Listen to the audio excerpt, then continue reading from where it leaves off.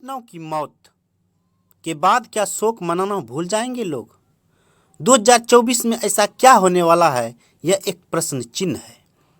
जीवित नास्त्रेदमस के नाम से दुनिया में भर में मशहूर एथोस शेलोम ने 2024 के लिए भविष्यवाणी की है। उन्होंने बताया है कि आखिर 2024 में ऐसा क्या होगा जिसके कारण लोग अपनों की मौत के बाद भी शोक नहीं मनाएंगे। दुनिया भर के हर कोने में किसी अपनों के दुनिया छोड़ के जाने के बाद लोग शोक मनाते हैं। वो जाने वाला कभी वापस लौट कर नहीं आता। शोक वक्त के साथ साथ कम हो जाता है और लोग एक बार फिर अपनी जिंदगी पहले की तरह जीना शुरू कर देते हैं। लोग अपने दुख को स्वीकार कर लेते हैं, धीरे धीरे उस इंसान को भूलने भी लगते हैं, चाहे फिर वह जीवित रहते उनकी कितनी ही बड़ी आदत क्यों न बन जाए। लेकिन क्या हो अगर लोग शोक मनाना ही बंद कर दे? किसी की मौत के बाद लोग उस दर्द को स्वीकार ही न करें, क्या ये कैसा प्रश्न चिन्ह हो जाएगा? आप सोच रहे होंगे कि भला ये कैसे हो सकता है, लेकिन एक शख्स ने दावा किया है कि ऐसा साल 2024 में हो सकता है। ये बात भविष्य देखने का दावा करने वाले एक शख्स ने किया है। शख्स का नाम है एथोस शेलोम। वह ब्राजील में रहते हैं। अपनी भविष्यवाणियों को लेकर उन्होंने जीवित नास्त्रेदमस भी कहा जाता है। उनकी कई भविष्यवाणी सच हुई है। इसमें पिछले साल महारानी एलिजाबेथ द्वितीय की मौत से लेकर एलन मस्क के ट्विटर को एक्स में बदलना भी शामिल है। एथोस ने अब साल 2024 के लिए एक चौंकाने वाली भविष्यवाणी की है। इसे लेकर उन्होंने अपने इंस्टाग्राम अकाउंट से पोस्ट किया है। उन्होंने लिखा कि 2024 में एक क्रांति आएगी जिसमें लोग एआई की मदद से बात कर पाएंगे।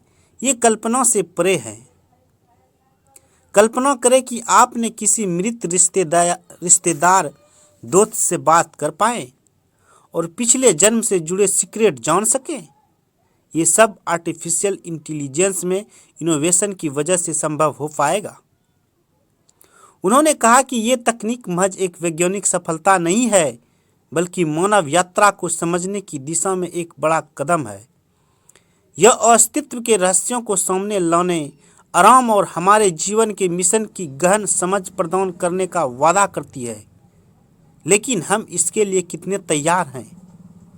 विशेषज्ञ इस पहलू के चिकित्सीय प्रभाव और नैतिक मुद्दों पर नजर रखे रहे हैं और उन पर बहस कर रहे हैं। हम आध्यात्मिक और अस्तित्व संबंधी क्रांति लाने की कगार पर हैं। एथोस शेलोम ने अपने पोस्ट में आगे लिखा कि हैरानी की बात यह है कि यह तकनीक एक सीक्रेट इंटरनेशनल सहयोग का परिणाम है। टेस्ट पहले से चल रहे हैं। इस आइडियाज पर काम हो रहा है कि हम एक मांस और हड्डी से कहीं अधिक हैं। हम एक शाश्वत एनर्जी हैं। वो आगे लिखते हैं कि सवाल यही है कि क्या हम मानव इतिहास के लिए एक नया पन्ना खोलने वाले हैं या उन ताकतों के अधीन हो गए हैं जिन्हें हम नहीं समझ पा रहे हैं। 2024 वो साल है जो सब कुछ बदलने का वादा करता है। क्या ऐसा संभव है? ऐसी तमाम रिपोर्ट्स भरी पड़ी है जिनमें कहा गया है कि कुछ कंपनियां और विशेषज्ञ इस पर काम कर रहे हैं।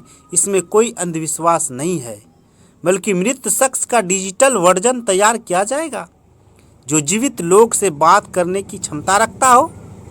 इसमें बड़े स्तर पर लैंग्वेज मॉडल जैसे GPT-4, स्पीच सिंथेसिस और AI जनरेशन टूल्स का इस्तेमाल होगा। स्ट्रेट टाइम्स की रिपोर्ट के अनुसार चीन की कुछ फ्यूनेरल कंपनी अब लोगों को मृत अपने के डिजिटल अवतार से बात कराने की व्यवस्था कर रही है। क्या इंसानों की बनेगी डिजिटल कॉपी? कई ने इसी साल की शुरुआत से ये सेवा शुरू कर दी। चीन में किंग मिंग फेस्टिवल के वक्त सार्वजनिक छुट्टी होती है। इसे टॉम स्प्रिंग डे भी कहा जाता है। इस दिन लोग मृतकों को याद करते हैं और उनके प्रति सम्मान जाहिर करते हैं। इससे भी पहले 2022 के जनवरी महीने में शंघाई फ्यूसियोन कंपनी ने अपना पहला AI सहायता प्रदान प्राप्त अंतिम संस्कार आयोजित किया था, जब एक मृत चीनी सर्जन के सहयोगी और छात्रों को अंतिम संस्कार के लिए स्क्रीन पर उसकी डिजिटल प्रकृति के साथ चैट करने का अवसर मिला। अमेरिका में सोमेनियम स्पेस और डीप ब्रेन जैसी कंपनी ने पहले से ही लोगों को डिजिटल कॉपी बनाने पर केंद्रित AI आधारित सेवाएं विकसित कर ली है, ताकि बाकी लोग इनकी मौत के बाद इनसे बात कर पाए। इंटरप्रेन्योर और कंप्यूटर वैज्ञानिक प्रतीक देसाई ने कहा था, अपने माता पिता, बड़ों और प्रियजनों को नियमित रूप से रिकॉर्ड करना शुरू कर दें। ट्रांसक्रिप्ट डाटा नए वॉइस सिंथेसिस और वीडियो मॉडल के साथ इसकी 100% संभावना है कि फिजिकल बॉडी छोड़ने के बाद क्या ऐसा हमेशा आपके साथ रहेंगे। हमारे श्रोता साल के अंत हमारे वीडियो देखने हो जाना चाहिए। इस वैज्ञानिक तरीके, इस अनुमान पर कमेंट करके आप हमें बता सकते हैं क्या ऐसा हो सकता है। यह वीडियो देखने के लिए आप लोगों का बहुत बहुत धन्यवाद।